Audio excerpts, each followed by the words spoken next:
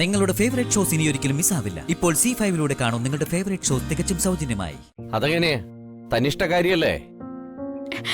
സഹോദരങ്ങൾക്ക് വെറും മേഴാങ്കൂലികള്. ഒന്ന് നിർത്തുന്നുണ്ടോ? എന്തുദ്ദേശിച്ച നിങ്ങൾ അവളെ കുറ്റം പറയുന്നേ? നിങ്ങളോട് അനുവാദം ചോദിച്ചാ പോകണ്ടെന്നും പറഞ്ഞ് പിടിച്ചു നിർത്തും. പിന്നെ അവൾ എങ്ങനെ ജീവിക്കും? 10 പൈസ സഹായിക്കാൻ നിങ്ങൾക്ക് കഴിയോ? ഒരാൾക്ക് മനസ്സില്ല, മറ്റൊരാൾക്ക് കഴിവുമില്ല.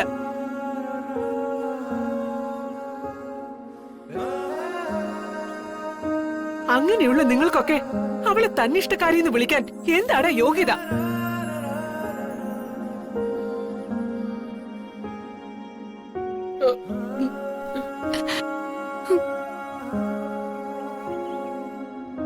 അമ്മയച്ഛനൊക്കെ വന്ദനയെ ഇങ്ങനെ വെള്ളപൂശുന്നോണ്ടാ അവൾക്ക് ഗതി വന്നത്.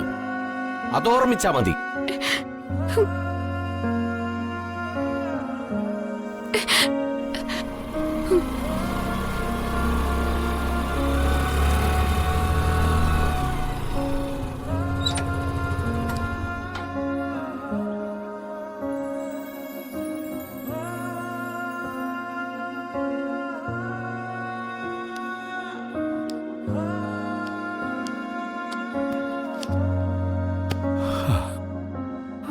മാധവേട്ട, മോനെ എന്താ മാധവേട്ട? മാധവ എന്താ എന്താ പറ്റിയേ?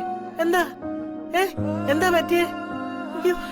എന്താ മോനെ? എന്താ മാധവേട്ട? എന്താ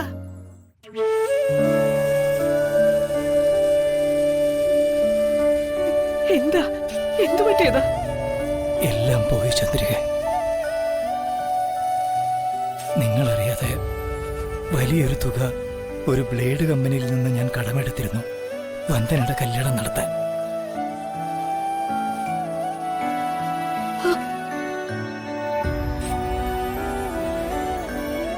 അതിനുവേണ്ടി സ്വന്തമായി വീട് വയ്ക്കാൻ വാങ്ങിക്കൂട്ടിയ വസ്തുവാ വീട് വച്ചത്.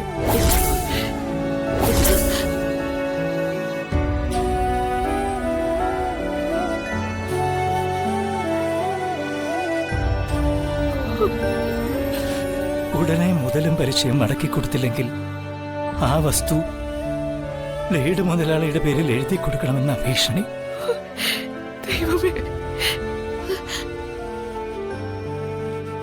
ഇത്രയും വലിയൊരു തുക ഞാൻ എവിടെ നിന്നെടുത്ത് കൊടുക്കാനാ ചന്ദ്രികയെ?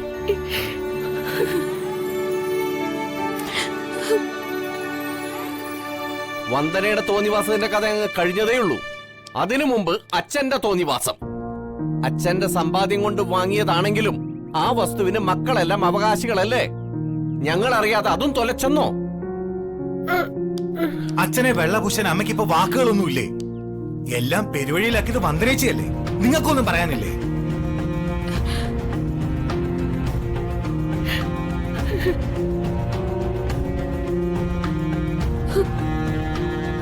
എന്തൊക്കെയായാലും അച്ഛൻ ചെയ്തതൊട്ട് ശരിയായില്ല. ഞങ്ങളോട് ആലോചിച്ചില്ലേലും അമ്മയോടെങ്കിലും ഒന്ന് പറയായിരുന്നല്ലോ.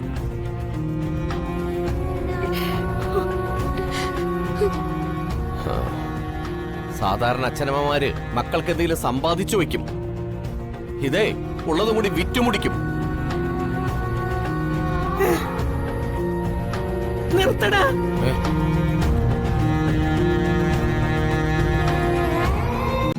ഡൗൺലോഡ് ചെയ്യൂ C5 ആപ്പ്. കാണൂ എല്ലാ എപ്പിസോഡുകളും സൗജന്യമായി.